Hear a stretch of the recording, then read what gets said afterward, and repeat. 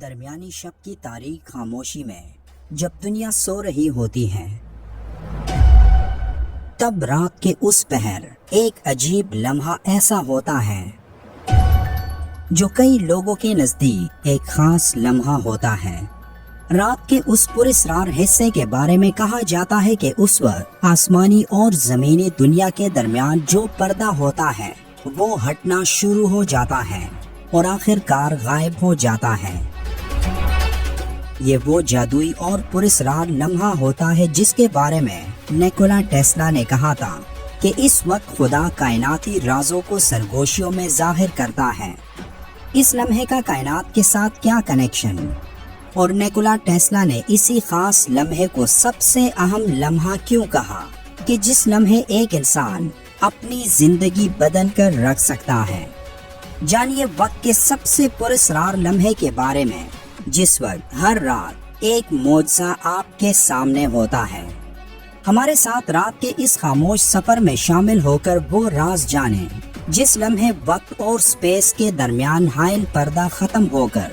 وقت اور سپیس ایک ہو کر جمنے لگ جاتے ہیں اور کائنات کا ذرہ ذرہ ایک انسان کو بتانے کی کوشش کرتا ہے کہ اے غافل اٹھ کھڑا ہو، دیکھ تمہاری سب سے بڑی کامیابی تمہارے سامنے ہے۔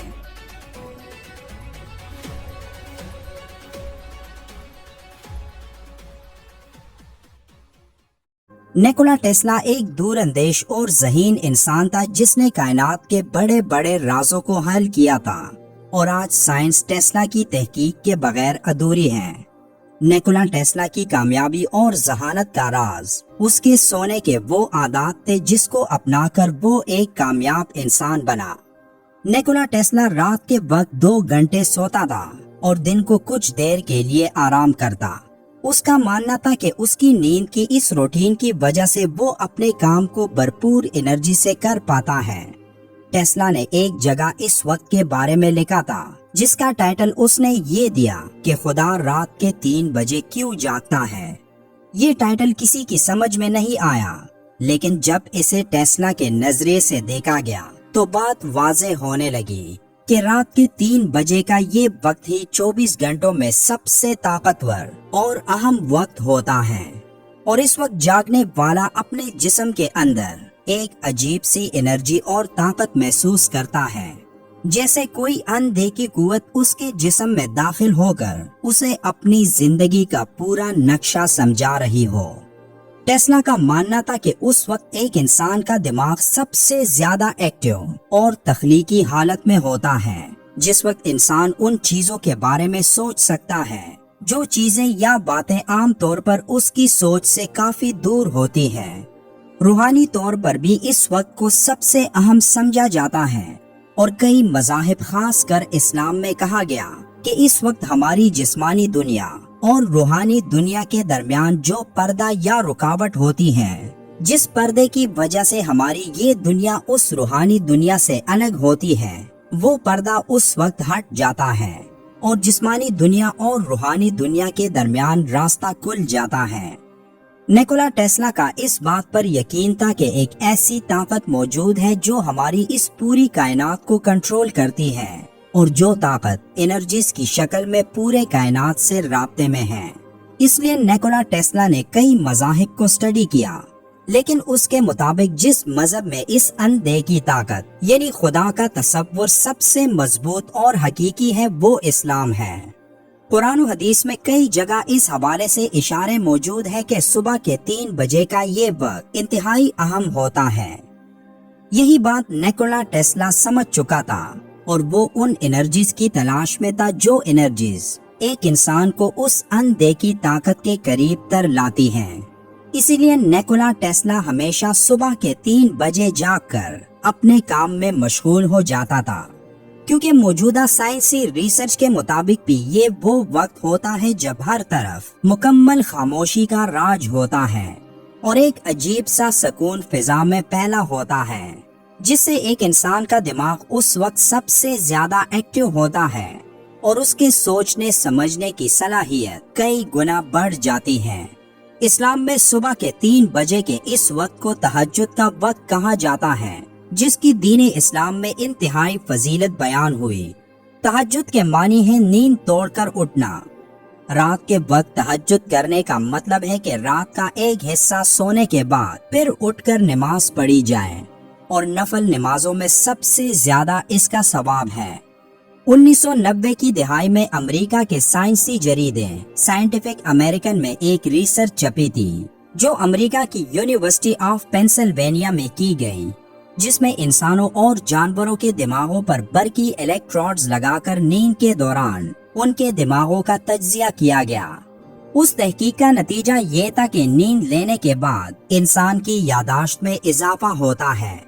اس ریسرچ کے لحاظ سے رات کے آخری گھڑیوں میں جب بندہ نیند سے بیدار ہو کر تہجد کی نماز ادا کرتا ہے تو دعا کے دوران اپنی ماضی کی کوتاہیوں کو رات کی خاموشی میں آسانی سے یاد کر کے اللہ سے اس کی معافی مانگ سکتا ہے۔